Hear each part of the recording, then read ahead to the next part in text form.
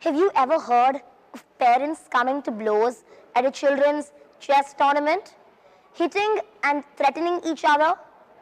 It sounds unbelievable, doesn't it? But sadly, a completely true incident that I witnessed a few years ago. It all started when the parent of the child who lost the chess match accused the child who had won of tampering with the chess clock.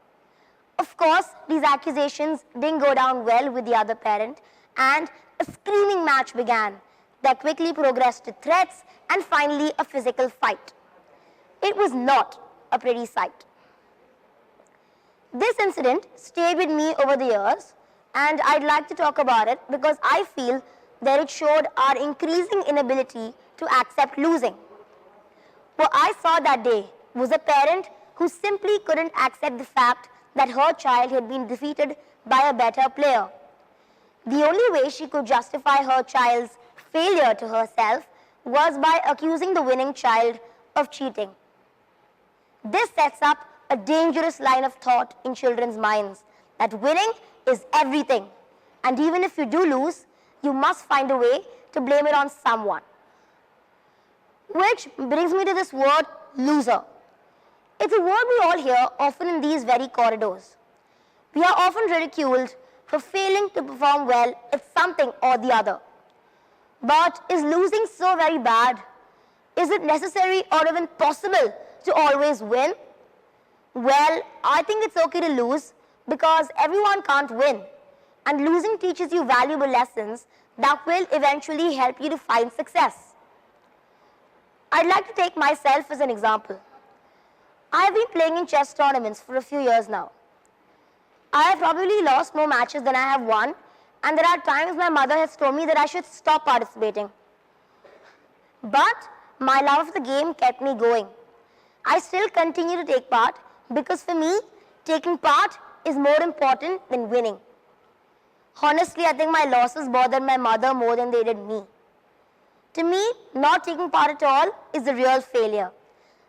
By avoiding something just because you feel the result won't be a win, you learn nothing and you don't get a chance to improve yourself. In the words of the great tennis player Billie Jean King, for me, losing a tennis match isn't a failure, it's research. We live in a very competitive world where there are heavy expectations on children to succeed and keep succeeding.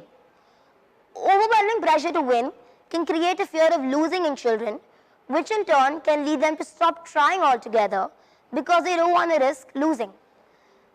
I've seen children come out crying from their chess matches, afraid to tell their parents that they have just lost.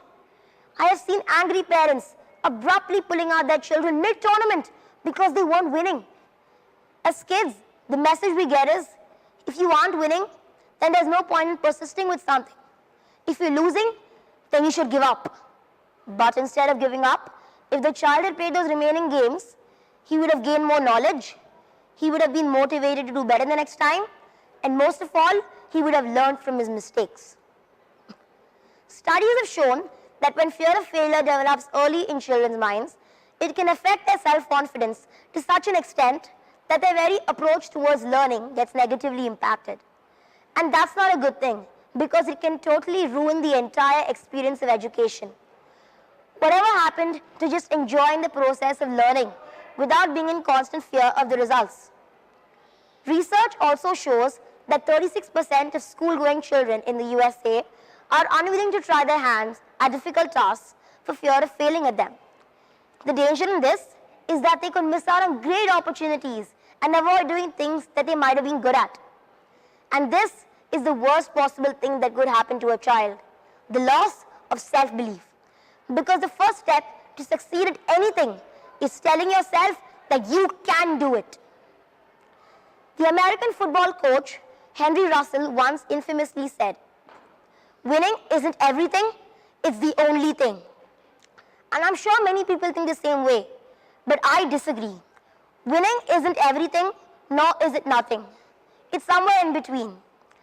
What happens is when you're used to winning all the time, you never truly better yourself because you never realize that there is scope for improvement.